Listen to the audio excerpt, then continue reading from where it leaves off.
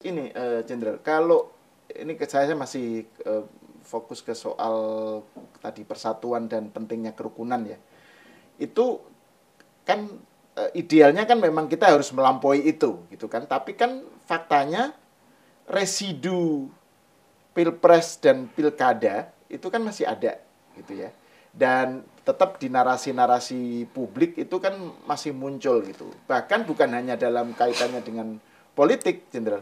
Misalnya ya apa ya, Habib Rizik Sihab sekarang kan muncul lagi gitu ya, kemudian membuat narasi tentang macam-macam soal apa namanya, KM 50 lah, soal eh, Palestina. Palestina ya, jadi seruan untuk berjihad ke Gaza gitu misalnya. Kan kayak gitu-gitu. Terus kemudian Fufu Fafa. Jadi itu kan seruan-seruan yang berada di ranah publik juga gitu. Nah, itu gimana dari sudut pandang pertahanan gitu kalau menurut Jenderal itu soal ke Palestina itu loh. Oke, yang pertama masalah yang tadi waktu kita dikumpulkan di Magelang oleh beliau. Pesan beliau itu satu, beliau akan memberantas masalah korupsi. Yang kedua, pesan kepada kita-kita ini, jangan sedikit pun ada kebencian kepada orang lain. Tuduhan-tuduhan kepada orang lain. Sudahlah, mari kita bangun bangsa ini. Nah, kaitannya dengan masalah Palestina ini ya, saya juga mendengarnya itu kan begini, bahwa jangankan rakyat yang diberangkatkan ke Palestina, tentara saja yang diberangkatkan ke Palestina itu tidak semudah itu. Panglima TNI tidak semudah menggerakkan begitu saja, berangkat sekian batalion ke Palestina, tidak bisa, harus lapor kepada presiden. Presiden sebagai panglima tertinggi, beliau yang berwenang, dan presiden pun harus atas restu daripada DPR.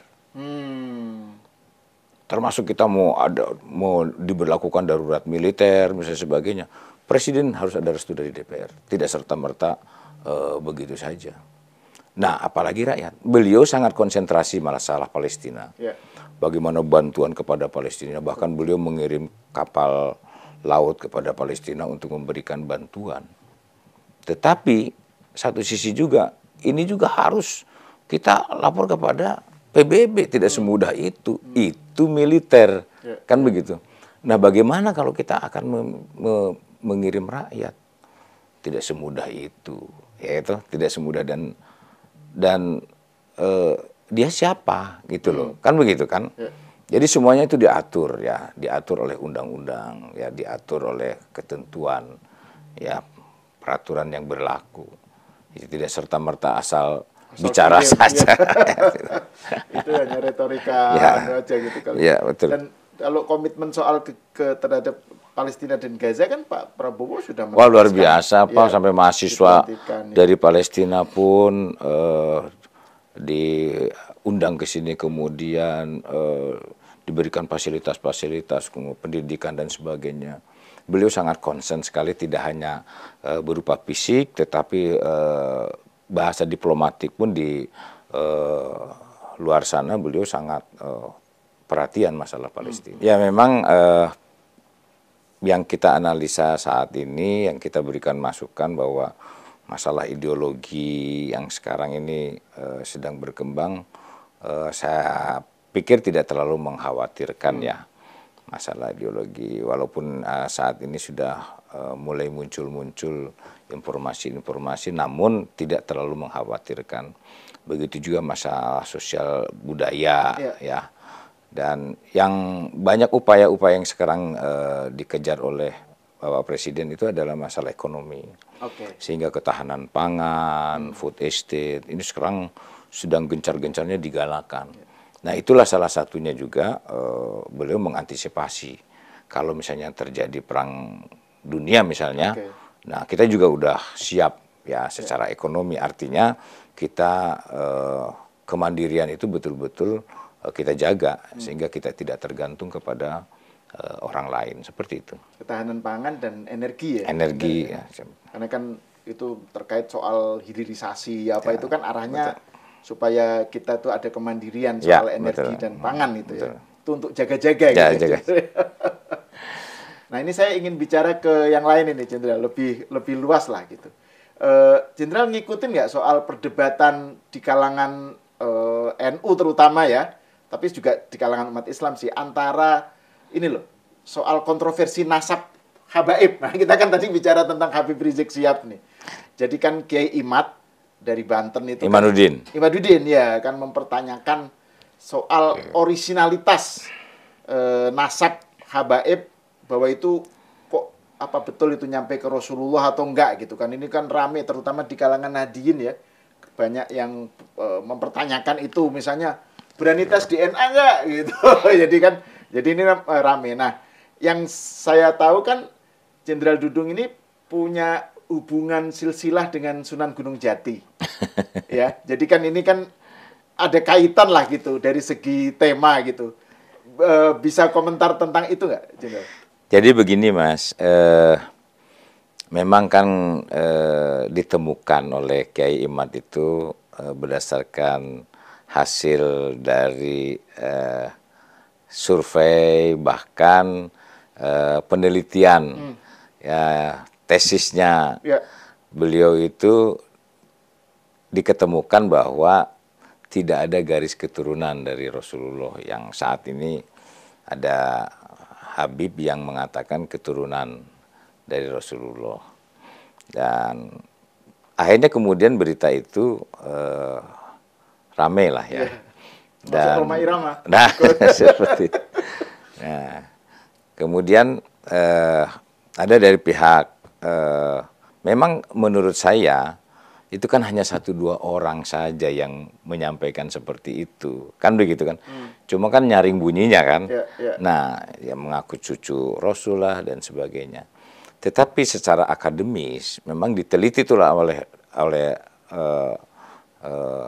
Kiai Imad itu. Dan saya pernah ketemu dengan beliau juga di perjuangan Wali Songo Indonesia itu di PBI itu. Ya, jadi ya, beliau hanya ingin meluruskan sehingga inginnya bahwa umat Islam tidak mengkultuskan kepada salah satu kaum, kan begitu kan. Beliau juga dekat dengan para habaib, beliau juga dekat. Nah, analisa saya kepada mereka bahwa kita antisipasi jangan sampai antara kiai dengan para habaib ini terjadi ketegangan. Saya dekat dengan para kiai, saya dekat dengan para habaib juga dekat. Jangan sampai hanya 1-2 orang saja yang mengaku-ngaku dan kemudian akhirnya juga memperkeruh suasana. Ini yang harus kita jaga, ya. Ini kaitannya masalah pertahanan. Artinya kita melihat Mas, negara Timur Tengah, Irak, Iran, Libya, Lebanon, Afghanistan, Syria, Yaman, Mesir. Itu porak-poranda hanya satu agama. Dan dibedakan 2 suku. Sunni dan Syiah. Mereka bunuh-bunuhan. Dan mereka satu daratan. Nah, bagaimana bangsa kita 17.000 pulau, 6 agama. Betul kan? Ya. Yang berbeda-beda. Makanya toleransi ini betul-betul harus dijunjung tinggi. Nah, kalau satu agama pun kemudian akhirnya juga ada yang mencoba-coba mengganggu, kan begitu. Nah, ini kita harus waspada. Sehingga saya sampaikan kepada mereka, tetap jangan sampai saling membenci, saling menjatuhkan, apalagi saling memfitnah. Ini yang harus kita jaga. Jadi Imanuddin itu, Kiai Imanuddin itu hanya meluruskan. Sesuai dengan fakta sejarah seperti itu saja sebetulnya. Dan para habaib yang lain pun ya banyak yang mendukung lah sebetulnya. Artinya dan beliau-beliau juga sangat mendukung pemerintah. Bagaimana pemerintah itu untuk maju, dan mereka pun ya itulah yang merasa cucu Nabi itu kan bisa dihitung hanya 1-2 orang saja, yang lain kan tidak. Nah, biasanya yang merasa cucu Nabi itu kadang-kadang mengkapitalisasi. Nah, itu terus dia manfaatkan gitu kan untuk kepentingan personal gitu loh kan. Ada sejumlah habib dan rame di medsos gitu. Dia pamer apa, flexing apa gitu. Itu yang Terus juga itu soal bahwa harus melalui dia, soal keberkahan apa gitu. Jadi narasi-narasi semacam itu yang justru Habib-Habib yang kayak Profesor Quraish Shihab misalnya. Iya. Itu kan nggak perlu nyebut Habib. Iya. jadi itu dihormati malah justru gitu ya. Bahkan yang ilmu yang lebih yang tinggi seperti Quraish Shihab itu bahkan banyak diamnya. Betul ya. Biasanya yang ilmunya kurang biasanya suka teriaknya lantang sekali. Nah, kalau terkait soal silsilah Jenderal Dudung sendiri dengan Sunan Gunung Jati itu bisa diceritakan nggak? Karena kan ada masjid di Cirebon apa yang itu gimana itu, Jenderal? Jadi bapak saya asli Cirebon, ibu saya asli Banten, kan begitu. Ya betul lah ada silsilahnya dari Syarif Hidayatullah. Makanya saya bangun masjid Syarif Abdurrahman. Syarif itu mengambilnya dari Syarif Hidayatullah, Abdurrahman itu nama saya. Nama saya mengambil dari Syekh Abdurrahman, itu pamannya Syarif Hidayatullah. Jadi nama saya itu Abdurrahman, itu ngambil dari situ. Nah, ibu itu dari Banten. Jadi dari masih keturunan Sultan Hasanuddin juga seperti itu. Ya itu seperti itulah nasabnya ceritanya keturunan. Nah, selain soal kontroversi habaib dengan kiai, beberapa hari lalu itu ada yang keramaian soal Gus Miftah itu. Jenderal Dudung pasti kan ngikutin ya. Jadi itu kasus yang ya sekarang sih udah mulai reda ya, tetapi kan itu sempat rame dan bahkan ada yang mempertanyakan soal Gus, terus mempertanyakan perilaku Gus Miftah sendiri dan seterusnya. Kalau komentar Jenderal Dudung gimana menanggapi kasus itu? Gus Miftah itu saya kenal baik sama beliau gitu. Beliau itu memang ya cara bicaranya seperti itu, jadi ceplas-ceplos gitu kan. Padahal orangnya baik gitu loh, orangnya baik. Menurut saya orangnya baik dan memang tidak tepat lah kalau misalnya menyampaikan seperti itu tadi, ya mungkin merendahkan orang, apalagi di kalangan rakyat banyak gitu kan ya. Dan saya salutnya itu ke beliau, beliau juga minta maaf lah.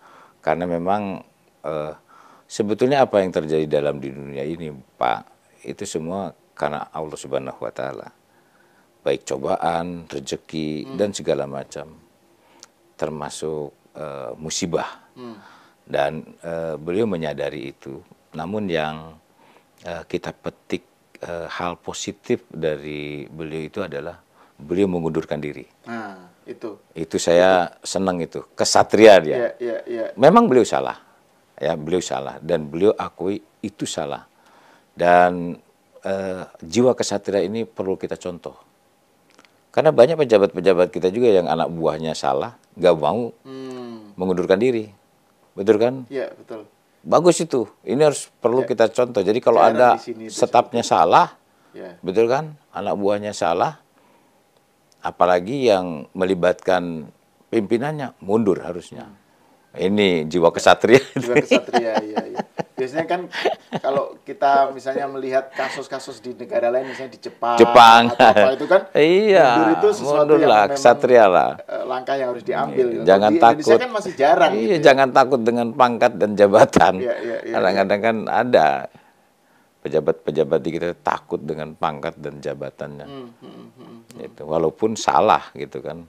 Nah, seperti itu. Bagus itu, perlu dipetik itu yang positifnya. Iya, betul. Ya. Dan ini kan maksudnya kalau dilihat lepas dari soal perilakunya Gus Miftah yang rame itu ya, tapi kan kaitan Gus Miftah dengan Pak Prabowo itu kan maksudnya kan jasanya dalam Pilpres apa itu kan besar, tapi tetap dia mundur gitu ya. Artinya kalau kita boleh bandingkan pernyataannya Gus Miftah dibanding ada ulama-ulama yang nggak saya sebut namanya, narasinya lebih parah dari itu. Betul. Lebih parah. Gitu, menghina kepala negara, betul kan? Lebih parah, mengajak umatnya untuk semacam revolusi dan segala macam. Ada juga politikus yang menghina presiden. Betul. Padahal diatur di dalam Undang-Undang pasal 218 ayat 1 Ya. untuk tidak menghina atau mengganggu kehormatan presiden. Itu pidana. Iya. Tapi tidak ada tindakan. Iya, benar. Betul nggak? Iya, sebutan dungu, sebutan Lah, itu kan. kalau Gus Miftah tanya bicara goblok, tapi ada yang lebih parah lagi betul, seperti itu kan. Cuma persoalannya ini situasi politik sedang tidak bagus. Ya, Dan beliau ada di dalam lingkaran politik itu sekarang. Begitu nggak? Kalau beliau mungkin tidak masuk dari stafnya presiden, mungkin berbeda ceritanya. Kan ada juga ulama yang sering menyampaikan hal-hal yang tidak baik. Iya. Kan seperti itu. Omongannya betul-betul apa? Kasar. Kasar. Dan gitu. Tapi kan seakan-akan kok dimaafkan aja gitu ya. Ya, menurut saya harus tegas lah dengan hal-hal seperti itu. Oke. Ya kalau Gus Miftah mengundurkan diri, kalau ada hal-hal yang seperti itu yang lebih buruk kalimatnya dari Gus Miftah, harus tegas dong. Ya itu harus tegas yang seperti itu. Kayak di Irak itu kalau menjelek-jelekan presiden, mengumpat presiden, diambil langsung. Kalau di kita terlalu baik menurut saya itu. Terlalu baik. Terlalu baik.